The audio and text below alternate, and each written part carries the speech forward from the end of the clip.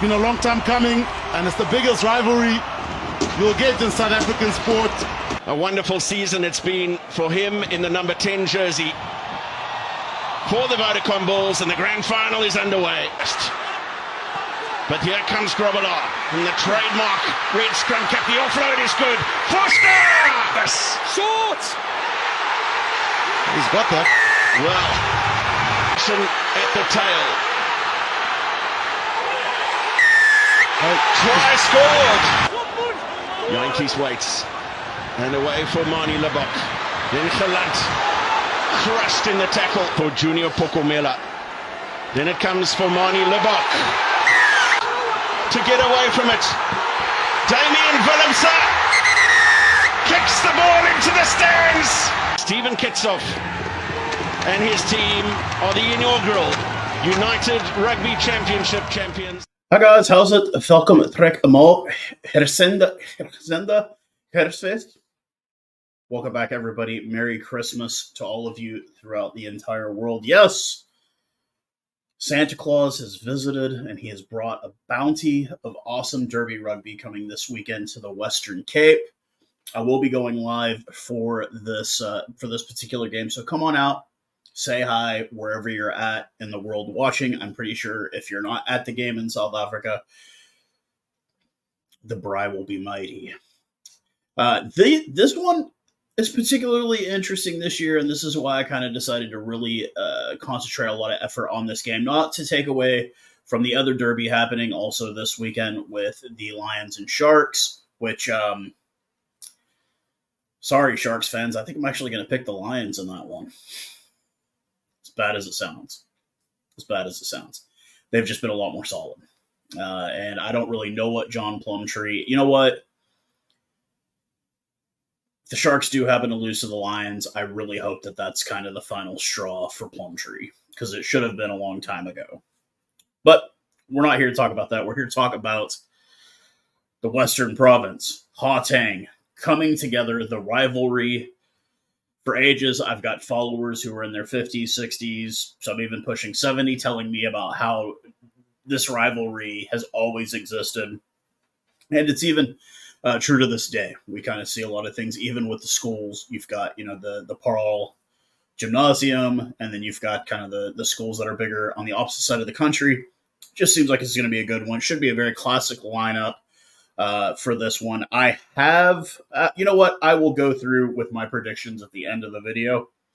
But let's go ahead and get started on this lineup, and we will go with the visiting Vodacom Bulls, coached by the great Jake White, former USA Eagle head coach. Also, Gary Gold's also on the coaching staff there. The front row will consist of Steenkamp, Akkervendemerve, and Wilco Loop.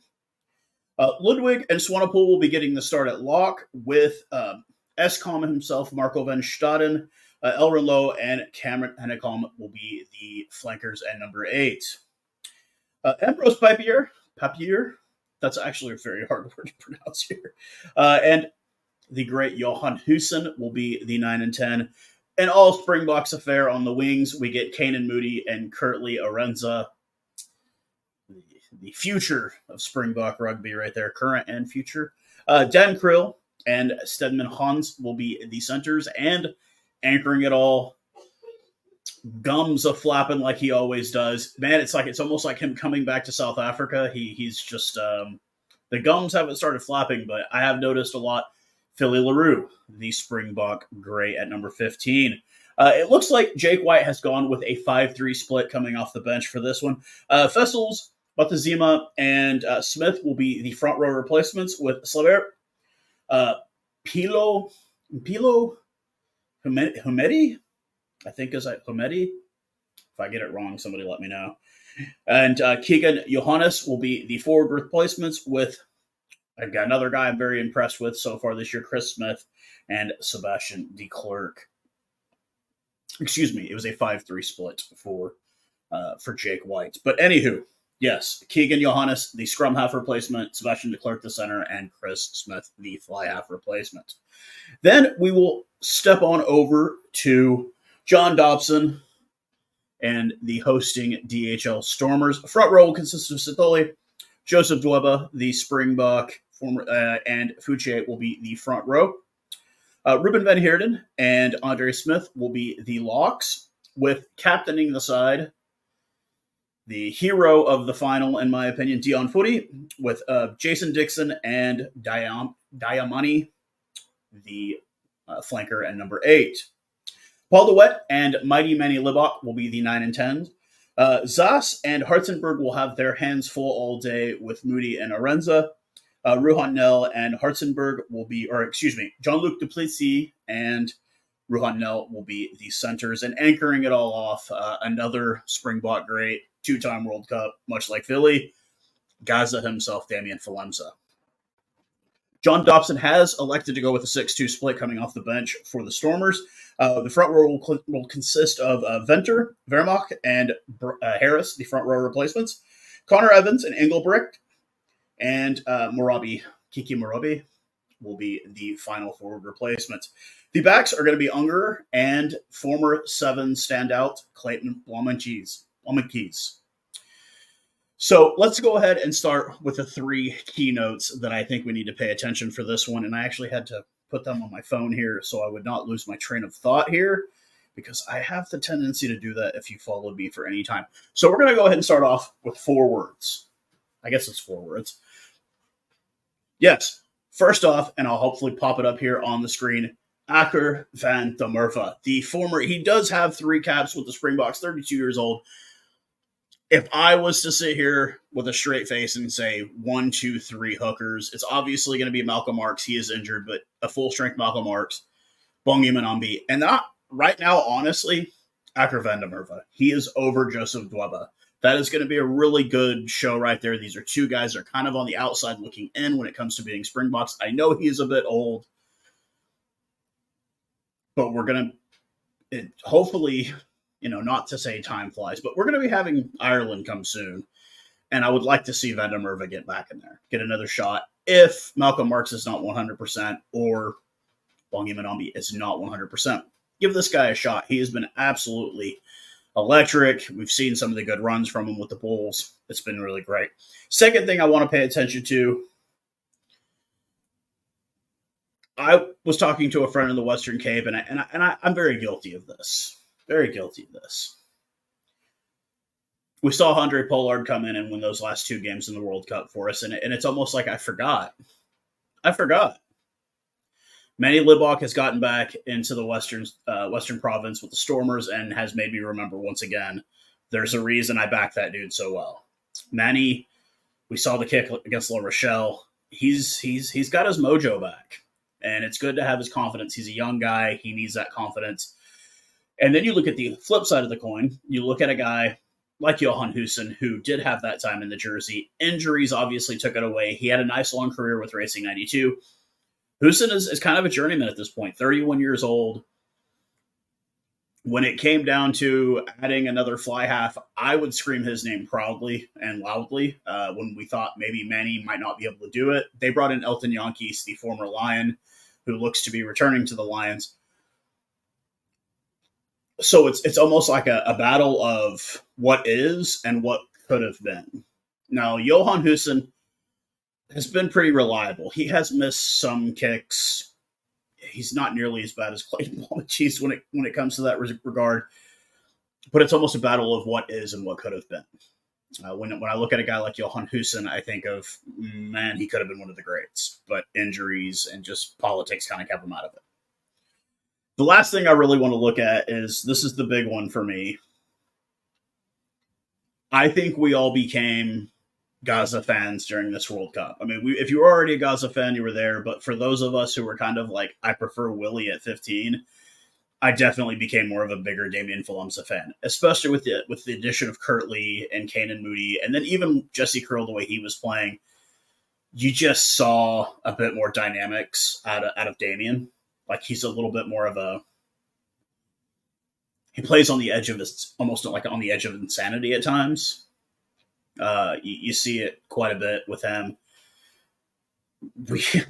We all screamed at the TV versus France. He gets the ball, sits it down, and does this little maneuver. We're all screaming like, what the frick is wrong with you, man? Are you crazy? Obviously, we saw it turn the tide. It was the good call. Something, obviously, that they'd been working with, I'm sure, Coach Jacques Ninabar and Rassi. They knew it could happen. Damien felt like it was the right time. He did it and made the call. And obviously, it's been kind of the stuff of legend ever since. We're going to be talking about that for years. That, to me, is still one of those, like, screaming at the TV moments. And then when it happens and they get the penalty, and you're just like, once again, Rassi and Jock are playing chess. Everyone else is playing checkers. But yes, the matchup of Damien Falemsa versus Philly LaRue. Obviously, Philly will not be at the next World Cup. It's just an age thing. 2 World Cups to his name as well. He very much earned them. He definitely does a lot of this. He likes to run his mouth. He likes to flap his gums. But I think with him coming back into South Africa this year, I've seen him do it with the Bulls. He's really the general of that back line, making the right calls, kicking the ball deep. It's veteran. He's a veteran leader. Another thing I did want to add to this list is obviously the absence of a couple of key pieces here, being Franz Maharba, obviously still nursing an injury, and the omission of Ethan Roos. Now, this is a guy that's been kind of a great source of debate. Are his discipline issues? He does have them. But when he's awesome, he's really awesome. Like, he's unstoppably awesome.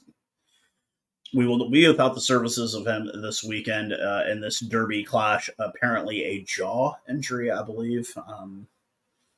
Maybe he was trying to employ Philly and run his lips a bit too much. No, it sucks. He's a young guy. Hopefully he can recover. This is definitely an omission that I think that a lot of us were not really planning for.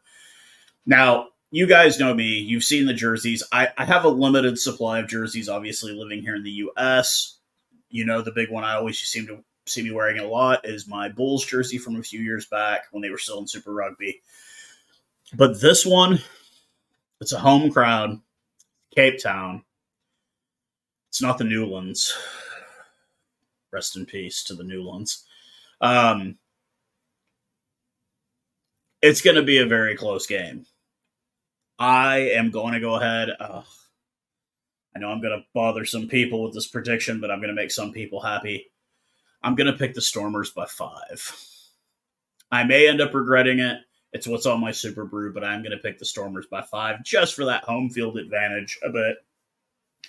I do think this is going to be a very, very good game regardless of who wins, but I think whoever wins, it's going to be by 5 or less. It's not going to be a close game or a blowout. There's just too much talent on both sides of the ball defensively, and I think both teams, I think the advantage, obviously, having Kirtley and Kanan is a big advantage at the back, but I think having Damien, having Manny Libok, I don't think it negates that, but it is what it is.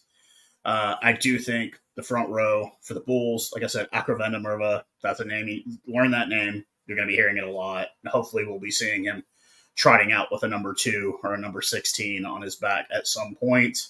17, excuse me. Anyways, but let me know what you guys think. I know it's kind of a winded video. I had a very exciting day.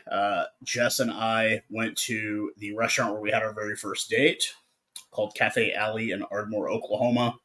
I had a really, really nice chicken fried steak, or I guess schnitzel, I guess would be the closest thing to it. And it was just a good time to kind of get out of town. It's about an hour away from here. So about 130 kilometers, maybe 70 some odd miles. But it's a great lunch to have, kind of reminisce, seeing where we're at now and whatnot. But I will be going live, so come on out, say hi. I'll be here in the studio. I might be in the living room, just depends. But I'm definitely going to be watching this one with great intrigue, as I just kind of think these are the 2 best of the best when it comes to rugby in South Africa at the moment. And one last thing I did want to bring up, of course, I'll see if I can find an article to pop up on the screen here. Once again, the talk of the Cheetahs maybe moving up. And I think that's a good thing. That shows you how good rugby is in South Africa. I think there needs to be a 5th URC team. and I think it should be the Toyota Cheetahs. Just my personal opinion. Yeah, I know they're kind of riding on the back of like a 40-year-old in Rowan Pinar, but he's still doing it. He's still doing it fine. And I think they've got a perfect stadium, Toyota Stadium. When I watched the game last week, I complained a bit about attendance, and then I later found out that if you turned the camera the other direction, you saw one side of the stadium was actually pretty full. They just had the camera pointing at the empty side of the stadium, which Major League Rugby is guilty of a lot in this country. And I think every league is guilty of that at some point. But I do think that that would be a good idea, that to show you the depth of rugby in South Africa. And I think it could support a fifth team. But that's just my opinion. So hopefully I'll be seeing you guys tomorrow. It is a 11 a.m. Central Standard Time kickoff here, which would mean it is a prime time game. 7 p.m. kickoff for you guys in South Africa. So I'm pretty sure you'll start the braai probably around noon. Probably be about 12 to 18 beers deep by 7 p.m. But until then, man, once again, Merry Christmas to everybody, and I'll see you guys tomorrow.